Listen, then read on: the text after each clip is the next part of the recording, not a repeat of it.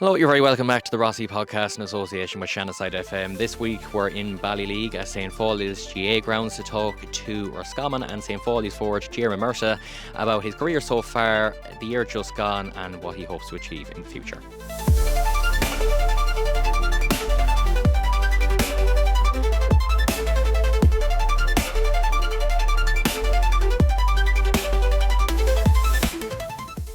Okay, Diarmuid, thanks very much for joining me. So we're here in Ballyleague, St Faithleach pitch, a pitch you'll know quite well. I ask most people on these, what's the first memories of here?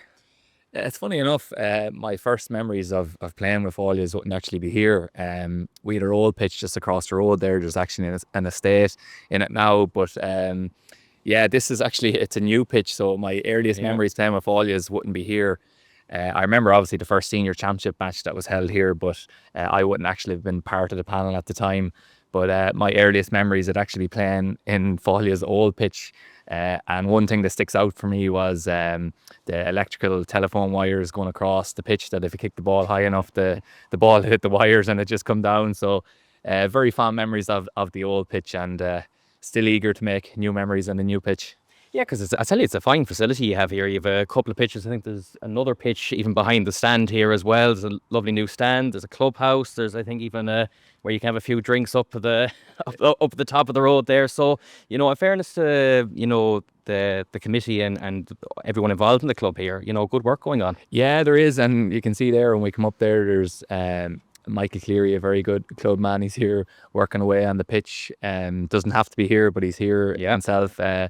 Making sure it's in tip-top shape for all of the underage teams and the senior teams and the ladies teams training away. We actually got new lights in the pitch here at the back as well, which is brilliant. So, hopefully if we keep going well with the club in the senior championship, we'd be training during the dark evenings, and we have the lights there, which is something that would have hindered us maybe in the last few years, even when we're on our intermediate run that time. But yeah, great facilities, clubhouse, club bar, the gym as well is upstairs in the dressing room. So we're very lucky to have it. Such a great open space just on the Shannon here. But no, it's really nice. Always enjoy coming down. Not the easiest win now to be shooting in as a forward or a goalkeeper kicking out the ball. But no, we love it here. We're well used to it. So in terms of your county career as well, were you always on development panels all the way up to minor, say under 14, 16, then to minor? I was actually. I've been fortunate enough. I started my Roscommon career in Ballyforan. Actually, I'll never forget it. Back then it used to be split up. So we used to have North and South Roscommon. So I fall here. I know we're in the middle of the county, but we were always with the south of Roscommon. So I would have been playing Division 3 football at the time with the club. So we were going up to Ballyforan on trials with lads from Clanagale, Pierce's and Bridget's, and it was a real step up. But I'll never forget having my first trial game, as you could say. I went up with a few of the club lads, and I'd never really looked back from there, thankfully. Something I'm very grateful for. But yeah, under 14s in Ballyforan is where I started off, and very fond memories of that. Because there's probably a good cohort of you that maybe you started with that are even still playing now. Like maybe, obviously Kieran's slightly older than you, but you have, Enda and Donny, Sean Malooly was playing for a while, the Dailies, and probably Ulton Harney, I'm leaving out probably a few as well, that you've probably been playing with these lads, for the guts of 15, 16 years, I'd say. Yeah, which is mad. I'm 30 now. I'm probably playing with them lads since what age, and it's probably over half my life playing with them. Still not sick of looking at each other either, which is good. But that day up in Ballyforan that I started off, Ronan Daly would have been there, Ulton Harney was there as well. Then you would have had other lads as well. Obviously the other lads would have been down maybe or up in the north or Roscommon, say your Carl Comptons, your David Neary's, your Tiger O'Rourke, Sean Malooly, them lads. So we all would have started back then, and we had a lovely group there coming through. And it's great that we all still keep in contact with each other as well. So that's always nice to have that. That's very important. And I suppose your first exposure to big time football in terms of the minor championship a few years, experiences in Crow Park and that, for 17, 18 year olds, they're not getting those nearly opportunities now. Okay, they're in maybe provincial venues and not before seniors games. But it felt maybe when you were playing, to have it before a Connacht final, before an All-Ireland semi-final, like massive opportunities for you as young players. I think it's such a loss for lads playing minor now that they're not playing before senior games. Like, we used to be coming in, and by the end of your game, the crowd is getting full. Like, say, I remember we played in the Connacht final down in Castlebar. We played Mayo in 2013 minor Connacht final.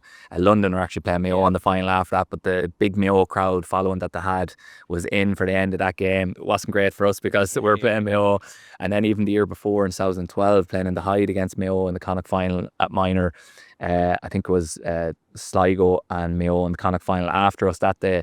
But like, there's a huge crowd in Thursdays. Like, so everything you dreamed of as a young lad playing with Roscommon, obviously you wanted in a packed house of Roscommon supporters in the Hyde, but it was Mayo and Sligo, and then obviously the scatter of Roscommon minor supporters that were in there as well. Like, that was unbelievable. And then up in Croke Park, like, my memories of playing football, minor football with Roscommon, is actually the senior games that came after it. Some like, we played before that famous Dublin and Kerry game in Croke Park, that Dublin just nipped it at the end. Like, some unbelievable games, and they're the things you're like, I want to be out there in a few years' time. So I think they're missing a trick there with underage. I'd say if you mightn't lose as many players if they get that exposure to those senior games coming after them.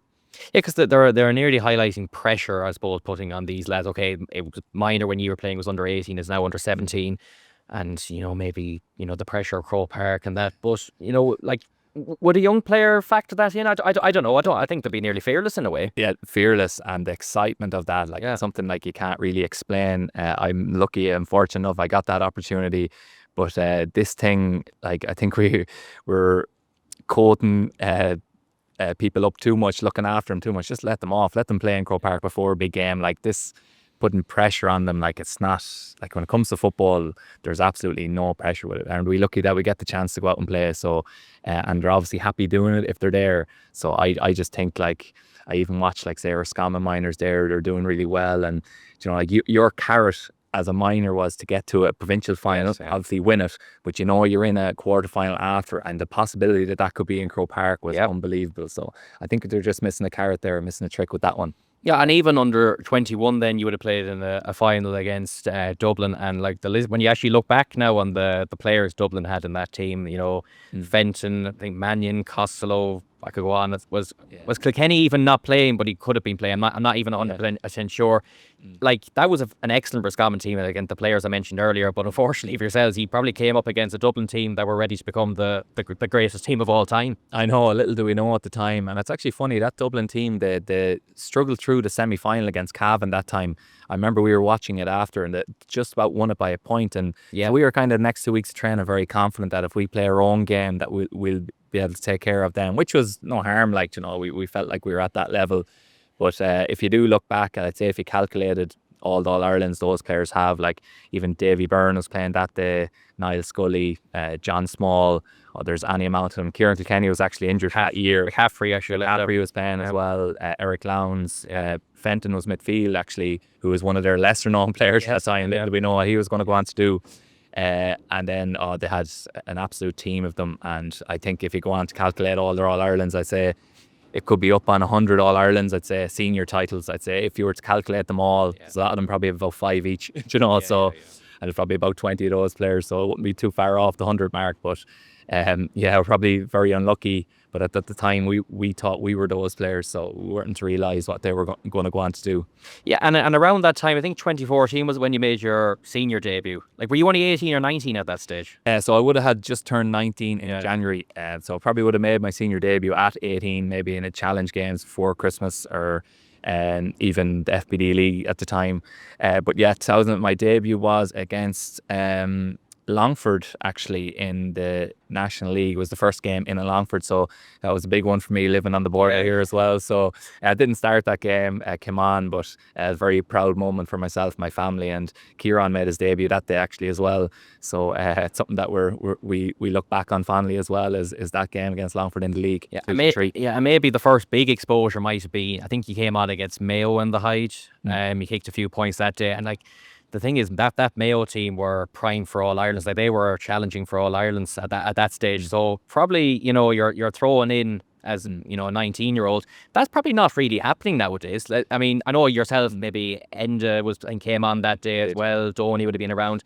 You know, it's actually quite rare now. The gap from even under 20 to senior feels big now, whereas back then maybe it was actually minor to senior you were nearly going. Yeah, it comes kind of back to that thing about minding players. Like, I just think if a player is good enough, he's old enough. Like, I think that's something that, but I think it can also be a player's issue as well. Like, I think like the mindset of young players at the moment now is, oh, I'll be playing senior football for the rest of my life. But like, you mightn't be as good as you are at 27 that you are at 21, and loads of things can happen in life. You can never take it for granted. So I think when you get that opportunity, I think you have to take it. I think it is a fine balance between managers and parents trying to look after players, and then players I think players are nearly too conscious of their own well-being when it comes to like football, like injuries and stuff now, whether they're better off just taking the risk, have a go at it, and see where it takes you, because you never know what happens down the line. You don't know what the future holds. So I think that is kind of I think it can be a player thing as well, where younger lads mightn't want to expose themselves, or maybe it's the fear of not being good enough as well at a young age.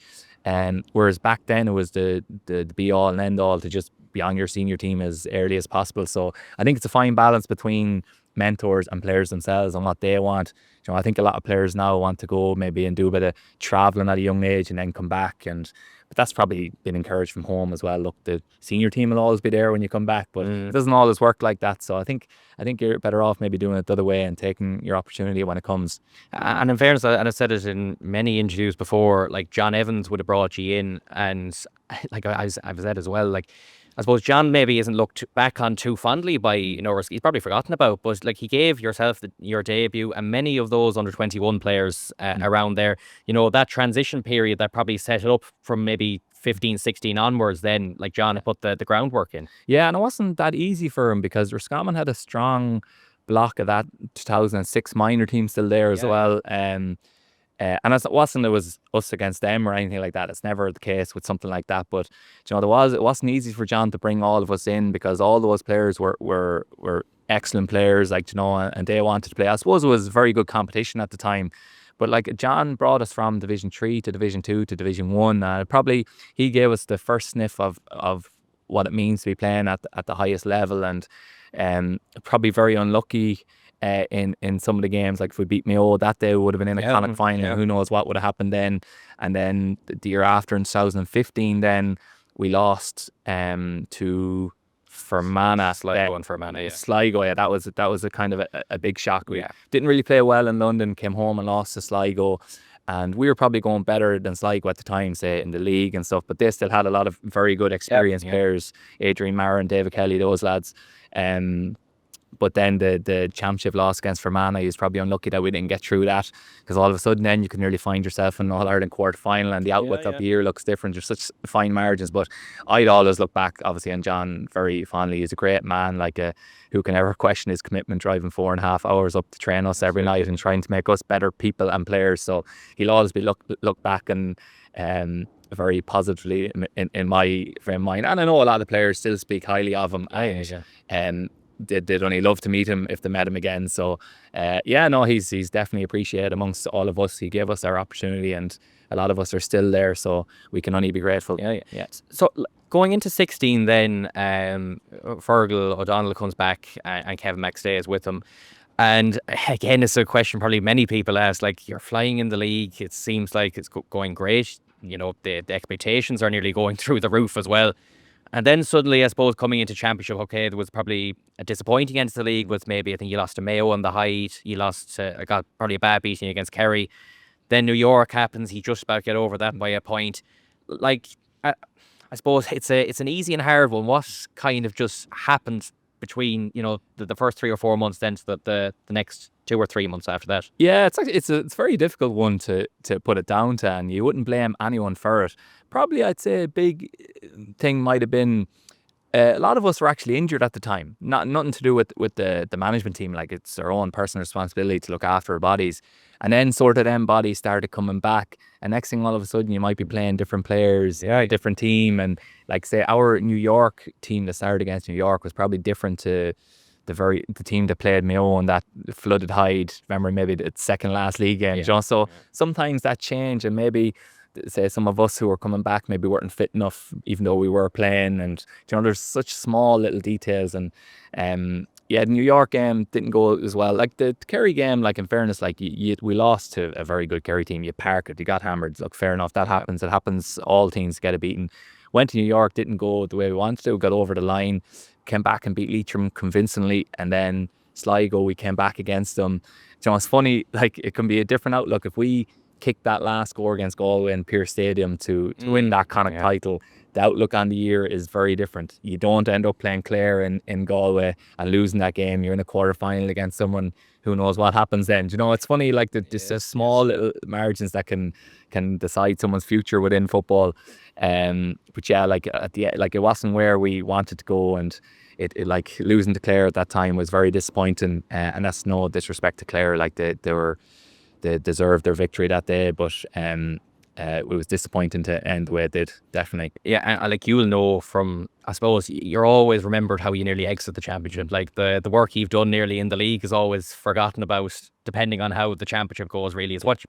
Look, fair enough, the championship's where it's at. You're going to be judged on championship, but it's always that last game is the lasting memory of the year almost. Absolutely, and like at the end of the year, there's only going to be one team really happy. Yeah. Maybe Louth are probably an exception this year, winning their Leinster title. I'd say they're really happy with that. So they probably took their eye off the ball going into the championship, the knockout stages, the All Ireland series, should I say. But at the end of the day, like Donegal probably don't feel too much different than Roscommon do, even though they were so much closer. So it's always going to be the case. Obviously, I'd rather lose an All Ireland final than not get out of the group stages now. May I say that? But what I'm trying to get at is that there's only going to be one team very happy at the end of the year, and when you don't reach your expectations, it's very disappointing, definitely. Yeah, like and 17 then again, like I'm on about leagues and championships. Like league, you could say is probably disastrous in a way. I suppose you're losing the first 6 probably convincingly. Okay, you beat Cavan in the last game, and I suppose you'll know from the time. I know players like to say they block out and all this, but there was a lot of negativity within the county for the first half of that year. Did that kind of galvanise you in a way to make it more bulletproof, this camp? Like it's us against our own county in some ways. There was a lot of negativity going into that kind of final against Galway then. Yeah, that league was probably one of the toughest, I'd say, of my career. It was kind of, we had a lot of journeys. I remember coming back, we played Monaghan in a scheme that year, and they beat us well up there. I remember driving home back to Dublin after that game and just thinking, are we good enough? And next thing, you're going to the gym the next day up in Dublin, and like say our collective session, and it's very hard to motivate yourself. And then Dublin hammered us in Croke Park, and they broke that record of a 35 game unbeaten run. And like you're walking back to wherever you live, or bus back to wherever you live in Dublin after the game, or to your post-match meal, and you're really doubting yourself. It's very hard. Like it's completely normal to feel like that.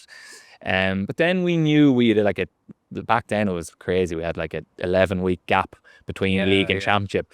So we were like, well, we've only 2 choices to make here. We're not going to pack it all in and stop now. And we knew we had Leitrim in a semi-final actually. Obviously not a game the way we were going that we were looking by any standards. But then we started training hard. Kevin's very, very good, passionate speaker. He'd make you believe a lot in yourself, and he did that. And in fairness, he made it clear that the league wasn't going to be the be-all and end-all for us. So that helped us through that journey as well.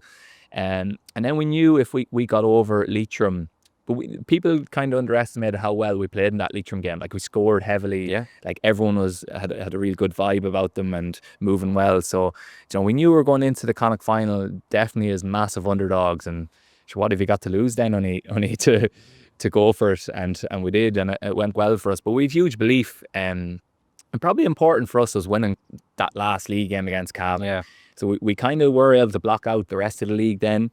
And then the last league game against Cavan, we said, right, we're going to target this. We want to win because we're going taking a week or 2 off, and then we're going hard at it for the championship. And we won that. And kind of just taking that week off after then kind of gave us that good feeling factor. And yeah, the rest is kind of history then. When it called in 2017 and just missed out and getting to a semi-final then in Croke Park. and then got well beaten in the replay against a fairly well motoring Mayo team, in fairness. Yeah, where does that day in Salthill rank in terms of your career? I mean, it felt like everything just fell into place that day. Even though I watched it back, like the first half, he started great in the first 15, 20 minutes, and I actually watched some of it back, and maybe the last 15, well, you were missing quite a bit at the time. But like even the second half, I remember the last few points. I think Devaney got one. I think Cloran got one from the wing. It just felt like it was nearly champagne moments. Nearly everything was going to plan by the end. Yeah, it was. Oh, it was brilliant. It's definitely up there with my career highlights. Just the whole thing. Like, we were very young at that time, and no one had much expectations. But we had high expectations within our group. Like, we knew with the squad of players we still had that we could do something special by winning the Connacht title. So we never doubted ourselves. But yeah, it's a huge career highlight. But that game, yeah, when you look back, we actually could have been out of sight by half time. Yeah. I know I missed a few chances myself coming towards the end, like, and it was nearly frustrating at half time. Then you're like, it was left these in a game, and they actually came back well into it. With about 20 minutes to go. So yeah, no, we're lucky we came out the right side. Very fond memory of it. Even coming back afterwards on the bus we went to St Pierce's clubhouse, then we went to Bridget's, then we went to Dominic's, did all bonfires for us. It was really nice for us. We didn't know what was going to happen when you win that game. Like, all I thought was, you win, you go back to Roscommon, get up the next day, and then you go to the gym and go back training on Tuesday. I didn't realise how much it meant to the Roscommon people, and obviously it meant a lot to us as well. Yeah, and I suppose in those moments, it reminds you why you're playing, in a way. You know what it means to the supporters that travel. You know, there's probably a core support that go, you know, everywhere as well. Like, these are the days that, you know, you live for, really. Yeah. And again, like, that's when you're starting training in December and January. You know, those days in July then is what makes it all worthwhile. Oh, absolutely. Yeah, that's what it is. And it's not all as easy in January or December when you're slogging it. But it is, like, you're going to lose more games than you're going to win your career. Every player is going to be like that. And unless you're that Dublin team that dominated there, you're going to lose more games in your career, whether that's including your club, county, whatever level you're playing at. So when you do get those moments, they are very special, and you just always wish you could have a few more. Yeah, and like after that, then, like you touched on the quarter final. Like, even the crowd and the hype going to that Mayo game, because obviously you're off the back of the kind of final. There's more support coming then from Roscommon. Mayo, obviously, at that time, were bringing huge support. I think there was 65,000 there on the day. Like, probably, again, an atmosphere you hadn't experienced. I know you played, as I said, minor games before that, but I suppose to have that level of Roscommon support in a stadium you'd never experienced before. No, it's probably still the biggest crowd I've played in front of, I'd say, that day. No, like, I know we've played in big games, but that could be a packed out, say, county ground where 30,000 might be the max you'd have at it, or in the Hyde there you might have 20,000. Like, played it in front of full crowds, but that's probably the biggest I'd say I've experienced in Croke Park. There was 66,000. I'll never forget, it was a wet day, and the roar when the ball was about to be thrown in, I just remember getting shivers down the back of my spine, and just pure adrenaline then, and it was brilliant. Like, you want that all the time. You want, like, you're so jealous there now when you're watching All-Ireland semi-finals and finals where they're parading around the pitch and the hill is full, and you can just imagine what's going through those players' minds at that time. But yeah, it's definitely something that would keep you going and keep you wanting to keep playing more and to get back to those occasions. And it was one of those, like, after 10 minutes, I think, when Kieran puts the ball in the net, I think you're 7 points up, and you, like, I don't know, do you take a second to think, maybe inexperience as well from, actually, I don't know what happened, but, like, you think, oh, like, we're 7 points up against Mayo now, Croke Park. Do you just take it off even for a split second, what's happening? You don't really have much time to think, because when that goal goes in, you're trying to push for the kickouts again. So you're trying to, like, you don't really get much of a time to think in a game like that. You're trying to, but you wouldn't be, when that goal goes in, you wouldn't be thinking in your head, oh, we better play it safe now here. Kind of sticking to the game plan that we would have had with Kevin and Liam and Ger before the game. But you are then aware that this is a good Mayo team. Like, they've soldiered along the road there, and in fairness, you'd have to have some respect for them with everything they've achieved. I know that mightn't have got their ultimate title that they wanted, but I would, in a heartbeat, losing All Ireland final every year for meant I was getting there. It meant I had a chance Yeah. in a 2-horse race against another team to win All Ireland, so I would have taken that in a heartbeat. But you always know that they probably will have purple patch. The same in any game, no matter what type of team you're playing or what standard you're at, they probably will get it. We're probably very unfortunate to concede Lee Keegan's goal after that. I think Niall McInerney blocked it and skidded in. That was a huge moment, I think. And then they kind of crawled back into the game then. And the second half then, we probably did well considering that they went ahead of us and we started the second half. Devaney scored a lovely score at the start of the second half. We probably did well then not to maybe, I suppose, like under the pressure we were, that we didn't let Mayo run away with the game that maybe they did in the second game. So I've showed a good bit of resilience in the second half there, and then Donny obviously kicked that free to draw the game, which was huge, and we were buzzing then. Like, obviously we were disappointed not to win it in the position we were in, because we knew if you're playing a team that's kind of heavy favourites against you, that you probably have to take the opportunity when it comes. But then obviously training for the replay the following week, we were confident that we could obviously get over the line. Yeah, and the funny thing is, and I still hear, even actually Donny retired there, and I still they hear someone say, "Oh, I wish he didn't put that ball over the bar." You know, like we had lost by a thing. But like, I don't buy that at all. I think, you know, to have that, like, you're going to have ups and downs. Like, so in a way, I think it would have hurt you more actually. Nearly, although the replay was, you know, awful, probably mentally. I think if you'd lost that game by a point, it would have felt just as bad in a different way. Yeah, no, 100%. Oh no, I wouldn't understand why someone would think that. I'd rather be hammered the following day and lose by a point, because at least you kind of get I think maybe it is helped us or maybe not helped us, I don't know, but like, you find out where you're at then. When you take a beating like that, you kind of realise, okay, we're a good bit off this now if we're going to be competing in All Ireland finals. And then, like, personally as players, you go away, you work hard, you try and get better then, and you try and get up to the level that they are.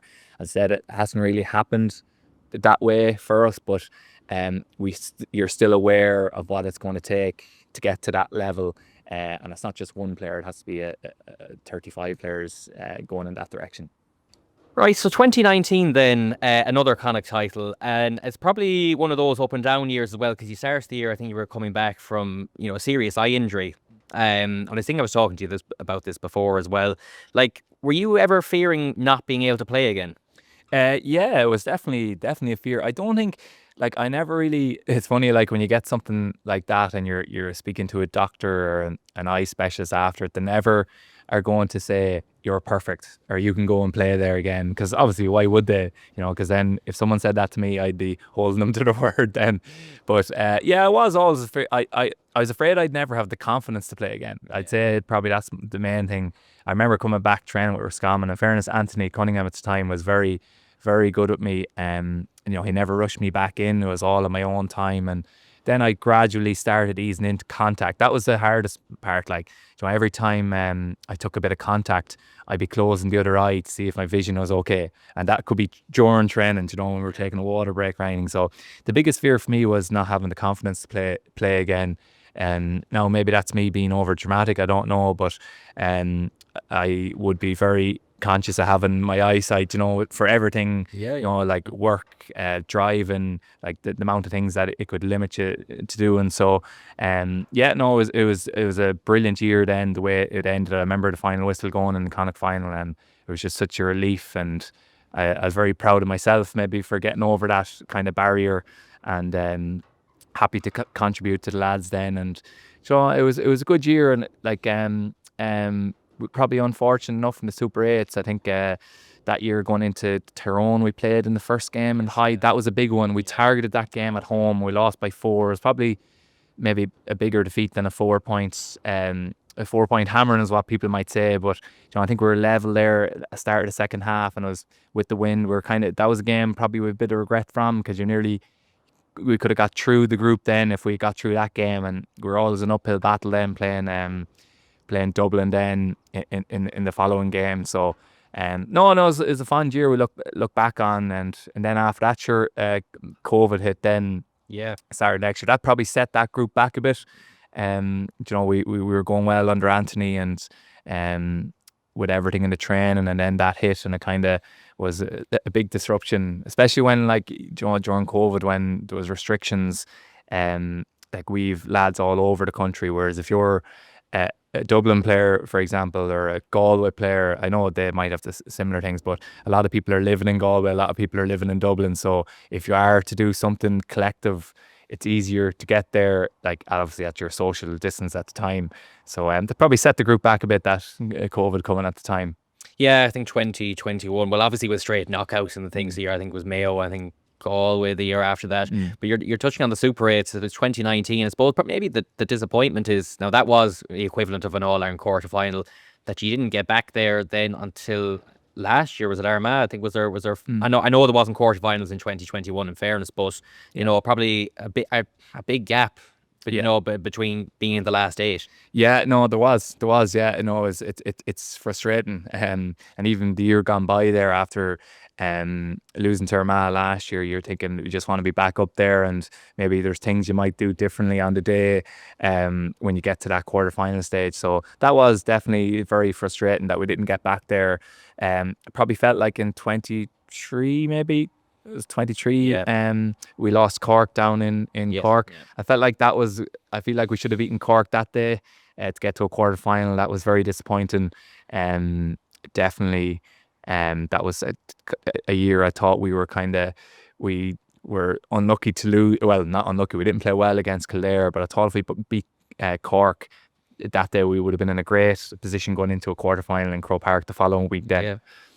Yeah, because I mean, I suppose it's the disappointment of facing. You mentioned 23 there, like Kildare and Cork in a week. Suddenly, then I said it earlier on, it's nearly reflected. Now, I think that year overall was reflected as a decent year. I think, you know, beating Mayo, I think the draw against Dublin, you know, so there was progress. But again, it's how you end the year. And I suppose the year before again as well was another Clare defeat. You know, that was to get into another quarter final, but by a point, Cork by a point. You know, you could be looking at it differently, you know, that there was the fine margins. Yeah, we could. And look, as players, we have to take responsibility for that we didn't get over the line in those games. It wasn't as if we were hammered in some of those games. Like, you know, we'd be very disappointed with ourselves that we didn't get over the line. And, you know, like those days, like when you do get knocked out, or if you're knocked out before quarterfinals, you might go to quarterfinals or semi-finals or finals, and you see the colours of all the other counties there, and you'd be so jealous, and you'd be annoyed at yourself then that what could you have done more to make sure that our supporters were there supporting Roscommon on a big day in Croke Park, the Primrose and Blue outside Fagan's and filling all along Clonliffe Road there when you're going into the game. So it's definitely something that we would take responsibility as players. We'd be very disappointed with that. We haven't given Roscommon people more opportunities, and obviously the intention is to give the Roscommon supporters the opportunities to have those days out. Because like last year, I mean, and look, probably up there with my favourite days, the Tyrone win. Like again, that it was one of those people were saying, okay, Roscommon could maybe trouble Tyrone, but no one really probably thought that you actually beat Tyrone, because like Roscommon don't beat Tyrone. I think it was the first time that ever even across the board beat Tyrone. So again, I say that's one of the high days. I can imagine, you know, beating Tyrone in Tyrone is no easy feat. No, not at all. We were quietly confident going into that game, and we played quite well against Cavan, even though we conceded a lot. But we worked hard in Tyrone for that week. We're actually here the day after the Cavan game. We played that game in Longford, so we trained here actually the next day, and just kind of set them, like we knew we would be judged off that Tyrone game for the year. You know, if we lost that game, like it would have been looked back on like a very poor year with the results and everything. So we knew that we had to win that game to have some pride in the jersey for the year, because we'd lost a lot of games in the league, and we'd even lost a lot of games in the championship. Like, you know, we lost to Mayo twice in Dublin, so like, you know, we needed that game to get us up and running. And that game against Armagh and Croke Park, you'd have a lot of regret looking back on it. You know, they were definitely there for the take, and I know they went on to win All Ireland, but they were definitely there for the take. And that day, we're very unfortunate. Rory got sent off, and actually even David Murray and Ultan Harney going off in the first half injured. Like, they were huge, and we actually probably had more of an inexperienced panel that year as well, with the lads that we might have been bringing on. No fault of theirs, it's just a huge occasion. Like, you're losing, it's hard to replace experience sometimes in those games. But it's one that could easily went our way, and we were very wasteful actually in front of goal in the first half against Armagh as well, myself included. So, you know, there's lots of things there, and like that's the thing, like that's what always gives you, is the hope that kills you. You know, you always think you're never too far away, and and it's like when you lose a game, you're never as bad or you're never that good. So it's something that kind of keeps us going. That that we'll have our day someday. Yeah, because there was big hope going into this year, and you mentioned off the back of the Armagh, okay, it was a loss, but like I think he might have even had 30-something chances that day. Like the chances were there. Unfortunately, just everything went wrong between shooting, Rory getting sent off, the couple injuries, and the weather was awful that day as well. Like it just everything seemed to go wrong. But I suppose you would have seen you're not a million miles off Armagh. Armagh obviously go on to win the All Ireland, so there's big hope going into the year, and he started great, for the first 3 games of the league. I mean, look, I don't know, will you have any insight? Like, did you just get in a rut? Yeah, it's actually, it's funny. I was looking back on it. You'd always reflect on the year yourself and see maybe where it went wrong or what was going right. But when I actually really look back on it, the Down and Louth game, we probably didn't really play well all year. And you couldn't really say any player was really playing. Now, in fairness, like young lads came in and made their debuts and they were doing well for their first year in. But I suppose any of the rest of us that have been around for a few years, no one was really playing well that you'd say, like they're carrying the team through this surge. Usually in a game you might have 3 or 4 lads every game that might be shoulders above everyone else. We never really had that. Against Down and against Louth, we were probably fortunate enough. I don't know if we really played that well in those games, but we got the results when I look back on it. And then the Monaghan game was in the league and in the height is probably the best we played as a collective unit, I would say. It was obviously a big game for probably getting us promoted, but after that, then I think we struggled when the rule changed with the 12v11. Like our stats were very impressive, as in every time we did 12v11, we were scoring heavily in games, Meath game aside, but you'll always have 1 or 2 games in league where it doesn't go well. And then we went down. Then we recovered from the Meath game. We hammered Cork. Cork couldn't get near us with the 12v11, and then that rule changed going into the Cavan game. And I don't know if we ever because we thought the 12v11 was suiting us, we probably got into the mindset as players that the slower game kind of was suiting us because we were getting the right men on the ball, we were getting the scores, we were being patient, the lads were bringing pace. When we had the game slowed down, you had likes of, say, lads coming from the half-back line, you'd like Conor Hand there bringing pace. When the game was so down, he'd break the line and then we get the right shooters, or he'd score himself, like just for an example. And then we probably never got out of that slow kind of play going into the championship when it was kind of a bit more chaotic with the 11v11. And then teams were able to push out a bit more. And I think we kind of struggled to get out of that, to be honest, going into the championship. And that was kind of my honest reflection on the game. And then when you're in that, it's very hard to get out of it.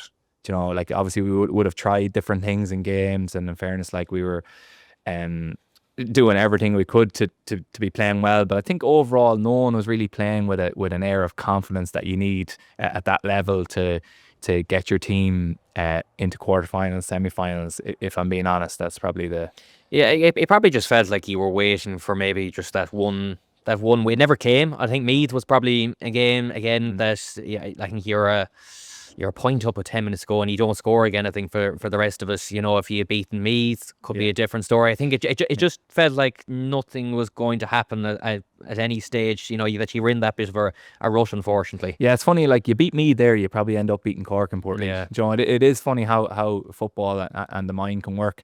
Like it's.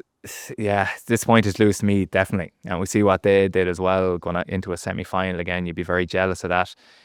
But that was a very disappointing day. Like, it was a very disappointed dressing room after that game. We felt like they were there for the taking.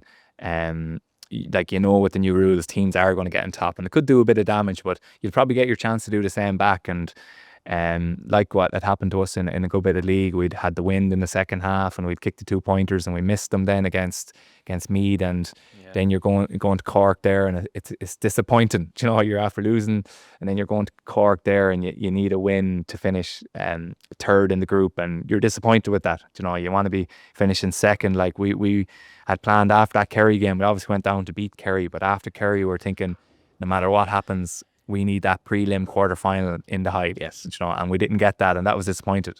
Obviously, we didn't get out of the group to have a prelim, but losing to Meath, we knew that was out of our hands then. But obviously, we still went to Cork with the full belief that we'd win. But it was disappointing end to the year, definitely in Portlaoise. I can imagine afterwards, like, because I said 2.5 months earlier, you hammered Cork in Cork, and then I suppose to lose Cork, you're probably thinking, where, what's happened, happened over the last 2.5 months. Now in probably first half wise, I think Cork probably controlled towards the last 10 or 15 minutes. But in fairness, he maybe up the tempo a bit in the second half. It felt like maybe because you were forced to, because you were chasing the game and that, but it felt like you just couldn't get level with Cork. That was the thing. If you got level, I felt, even at the ground, you would have won the game. Yeah, it was kind of the same maybe. It was the same. That Cork game was probably too little too late, with the kind of the chaotic nature of going for the game. Like, maybe that's what I was kind of referring to earlier, that we couldn't get into that maybe frame of mind because we were so used to it with the 12v11. Now, look, I could be totally wrong there. I'm just kind of thinking off my own top of my own head. And yeah, we was probably too little too late and we had to go for the game. But if you're starting games like that, like, you may as well be having a go at it with, like, say, going for the game, taking the game to their team in the first half, second half, whatever it is, because, like, the way the game was 11v11, there was you can't really hold the ball as well. I know, say maybe Kerry did it in the All-Ireland final. That was depending on the team you play. Some teams sit back with this buzzword now, it's called the low block that everyone's using now. I think we're playing Premier League soccer, but that low block, say people sitting around the arc rather than pushing out, that it depends on what way you're playing the team, and that suited Kerry maybe in the All-Ireland final. But we kind of never maybe got out of that kind of slow play of maybe the Division 2 teams who were sitting in that low block. And then when it came to the Division 1 teams pushing out on us, we maybe struggled a small bit with that. But that's something that it's a big learner for us as individuals from this year, that we'd be looking to hopefully right them wrongs into next year. And I suppose playing Division 1 football, you won't get a choice anyways. You'll have to learn. And I think that's it. It's a big one for us this year. I think playing Division 1 football. I don't think, like, we could say move around our team last year with changes from game to game and still get promoted. Whereas in Division 1, you mightn't just get the chance to do that in all the games, because you need to start well and win all the games. Now, who the starting team is, nobody knows, but you know what I mean.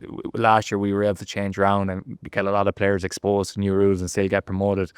Whereas in Division 1, you just won't really get that chance. Yeah, and one of the things with the new rules as well, it's actually one that I wasn't even aware of when these new rules were proposed, was the Hoosier as well. I suppose in the Cork game as well, knowing that you need a 2-pointer to equalise it, like, it's last play. Is it kind of, I mean, you probably weren't in that situation before, no, to actually win or stay in a game.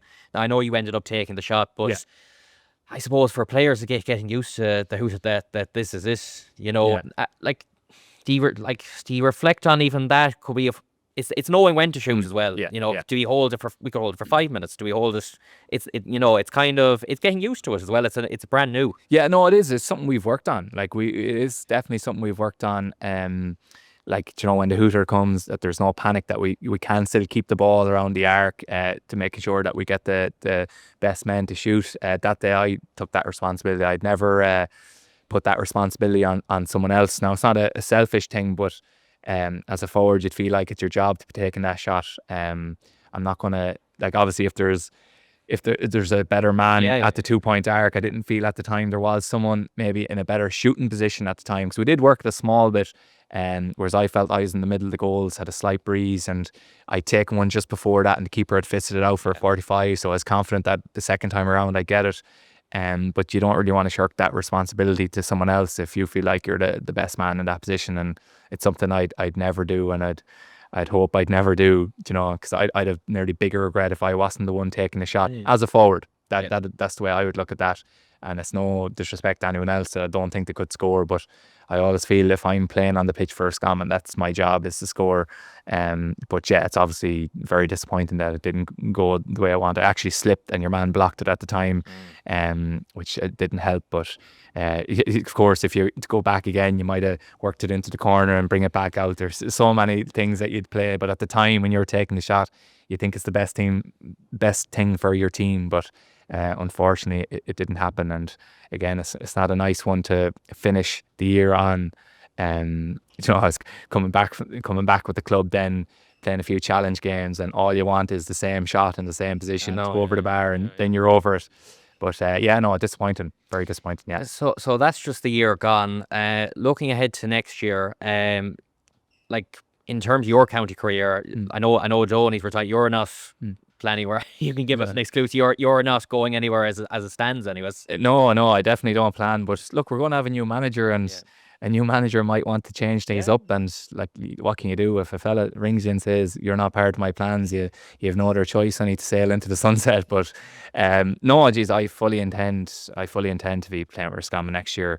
As I said, if my teammates are happy with me playing and the manager wants me playing and I'm fit and healthy, I'd be delighted. It's every year you play with Roscommon is an absolute honour. And as I said, I'd love to be part of a team that gives the Roscommon people a chance to go to Croke Park and brag about our colours outside Croke Park, and be coming up Jones's Road there, Cloniff Road, with their shoulders back after getting a big win in Croke Park and getting into a quarter-final, semi-final or final. That's kind of all I want. And as I said, we're going to have a new manager this year. Don't know who that will be. And look, every time you get a new manager, you get a bounce off that new manager, and please God, the players will. And hopefully Donny, in fairness to him, he's had some career, and I suppose everyone remembers Donny as the footballer and the things he can do in the field. But for me, he's just a top man, and how he handles himself on and off the field. Should be proud of himself, and it's been an honour to play with him. He's been a great influence to players, even though he's not that much older than me. He's been a great influence to me as a person who's a small bit younger than him. So, I'm delighted to call him a friend, and look forward to spending many years in our friendship together as the years go on. But as I said, new manager in, great chance for lads in the club championship now. As we don't have a new manager in, but who knows? It could be someone who's from Roscommon, so they'll be watching all the club championship games. And isn't it great for lads who maybe feel like they should be in the panel who aren't, to get that opportunity with a new manager now? It should bring a freshness to Roscommon and to the younger players that, if the year didn't end well last year for Roscommon, so that means there's loads of opportunities for players to come in and think that they're the players to bring us to the next level. Well, look, we'll end on a good note. Hopefully we'll see you in the Roscommon jersey next year if the new manager keeps you on. Diarmuid, thanks very much. Thanks very much for joining. Thanks very much. Thank you.